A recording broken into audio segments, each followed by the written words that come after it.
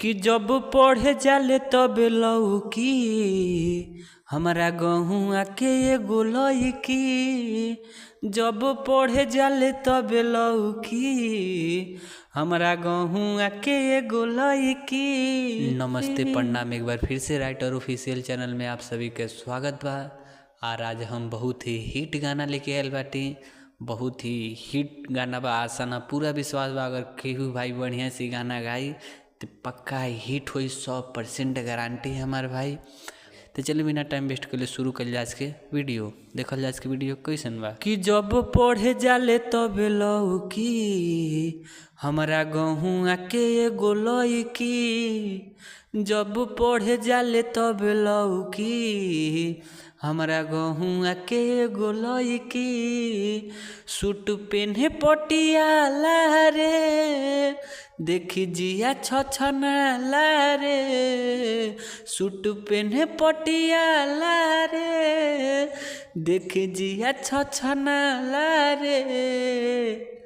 और कुछ कहिले तो जाले भड़की हमारा गहुआ के एगो लईकी।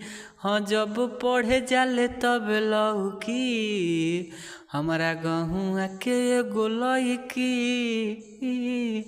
तो आप लोगन के मुखड़ा कैसन लागल प्लीज़ कमेंट करके जरूर बताई हमारे भाई।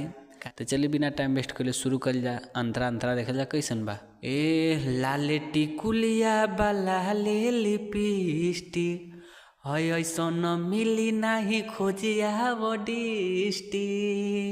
हर की साचो में गोरी तू लागेलू परी, मन करे तोहरा के कोहरा में धरे। कि ओकर से नियन गलिया रे, जान मारे कौन बलिया रे।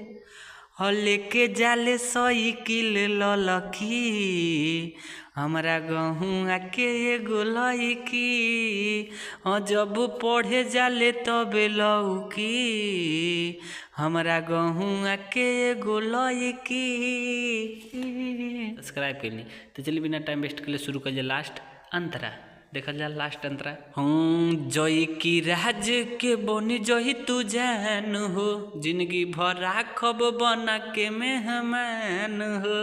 हूँ तोहरा ही चौकर में आवे नी पढ़े, काहे तू देखी के लागे लू जरे। कि तोहार अखिया के कजराबा जैसे सावन के बदराबा। कि दिल टूटे जब नहीं लौकी हमारा गहुआ के एगो लईकी। हाँ जब पढ़े जाले तब लौकी हमारा गहुआ के एगो लईकी। तो आप लोगों की वीडियो कैसन लागल प्लीज़ कमेंट करके ज़रूर बताएं। और जितना भी भाई हमारा चैनल पर नया बाटे तो प्लीज़ इस चैनल के सब्सक्राइब कर लें, क्या कि राइटर ऑफिशियल चैनल पे आपके डेली फ्री सॉन्ग मिली। तो चैनल पे नया है तो चैनल को सब्सक्राइब कर लें। तो चलिए मिल जाए नेक्स्ट वीडियो में, तब तक के लिए धन्यवाद।